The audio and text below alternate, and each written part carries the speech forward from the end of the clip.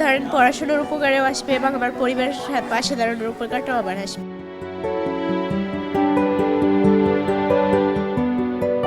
2 মাস আগেই পৃথিবী সফর শেষ করেছেন সুমাইয়া আফরিনের বাবা। বাবার বিদায়ের পর সংসারে আর্থিক পিছুটান শুরু হয়, এমনকি না খেয়ে পরীক্ষা দিতেও হয়েছে পুটিয়াখালী আদর্শ মাধ্যমিক বিদ্যালয়ের এই ছাত্রীর। এবার এই ছাত্রীর পাশে দাঁড়ালো বসুন্ধরা শুভ সংঘ। 3 মাসের বিনামূল্যে প্রশিক্ষণ শেষে সেলাই মেশিন উপহারে স্বপ্ন উঁকি দিচ্ছে সুমাইয়ার। আমার বাবা মারা যাওয়ার পর আর্থিক অবস্থা যেরকম খারাপ, তবুও খাবার দাবারেরও একটু কষ্ট হয়েছে যে আমি না খাইয়েও পরীক্ষা দিতে গেছি। আমার পড়াশোনায় অনেকটা ঘাটতি পড়ছে এবং পড়াশোনা করতে অনেক কষ্ট হচ্ছে। এবার আমি এই মেশিনটা চালিয়ে আমার নিজের পরিবারের পাশে দাঁড়াতে পারবো এবং আমার নিজের পড়াশোনার খরচটাও আর কি চালাতে পারবো। তার মতো বরগুনার বেতাগী উপজেলার 15 জন অসচ্ছল হতদরিদ্র নারী বসুন্ধরা শুভ সংঘের প্রশিক্ষণ ও সেলাই মেশিন পেয়ে আনন্দিত। স্বপ্ন দেখছেন স্বাবলম্বী হবার। এই সেলাই মেশিনটা পাওয়ার উপলক্ষে আমি অনেক খুশি। ধন্যবাদ শুভ সংঘ বসুন্ধরাকে।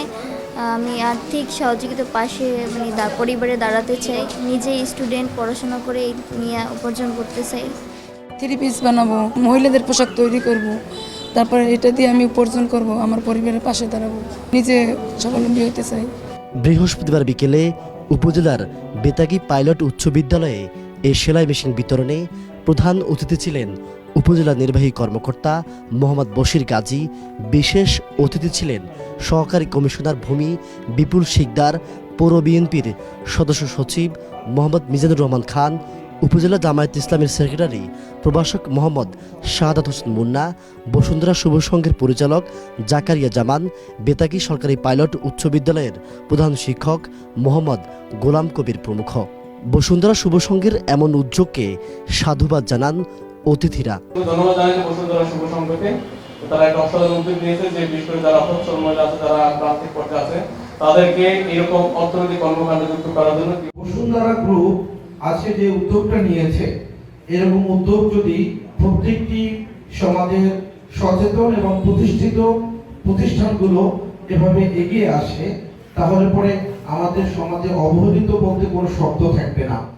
বসুন্ধরা গ্রুপের মতো যত প্রতিষ্ঠান আছে, তারাও যদি বাংলাদেশে যারা অবহেলিত নারী আছেন এবং অবহেলিত পুরুষ আছেন, সকলের পাশে যদি দাঁড়ান এবং বিত্তবান ব্যক্তিরাও যদি এরকম সমাজসেবীমূলক কাজ করেন, তাহলে বাংলাদেশে দরিদ্র বলতে যে একটি শব্দ থাকবে, সেটি আর থাকবে না। আপনারা অবশ্যই একজন সফল উদ্যোক্তা হতে পারবেন এবং সফল নারীও হতে পারবেন। মেশিনটাকে ভিত্তি করে, এটাকে পুঁজি করে আপনারা কিন্তু একদিন প্রতিষ্ঠিত হয়ে যেতে পারবেন। টানা 7ম-বারের মতো বেস্ট টিস্যু পেপার ব্র্যান্ড হিসেবে স্বীকৃতি পেয়েছে বসুন্ধরা টিস্যু।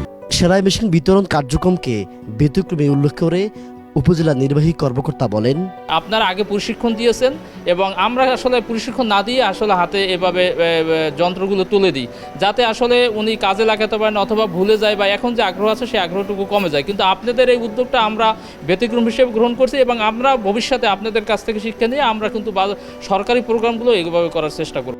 অসহায় নারীদের স্বাবলম্বী করার লক্ষ্যে এমন উদ্যোগ বলে জানান বসুন্ধরা শুভ সংঘের পরিচালক জাকারিয়া জামান।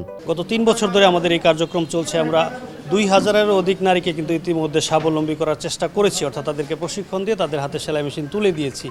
এবং আপনারা দেখেছেন যে আমরা আজকে উপকূলীয় অঞ্চলের দরিদ্র নারীদেরকে স্বাবলম্বী করার জন্য তাদেরকে প্রথমে আমরা নির্বাচন করেছি আমাদের শুভ সংঘের মাধ্যমে এবং পরবর্তীতে তাদেরকে 3 মাস প্রশিক্ষণ দিয়েছি আমরা। সেই প্রশিক্ষণ পেয়ে তারা যখন দক্ষ হয়ে গেছে, আজকে তাদেরকে আমরা বসুন্ধরা গ্রুপের উপহার হিসেবে এই সেলাই মেশিনটি তুলে দিয়েছি, যেন এই সেলাই মেশিন চালিয়ে তাদের সংসারের চাকাকে তারা সচ্ছল করতে পারে। দেশব্যাপী কার্যক্রমের অংশ হিসেবে বরগুনার পাথরঘাটা ও আমতলীতে আরও 45 জনকে সেলাই মেশিন দিবে বসুন্ধরা শুভ সংঘ।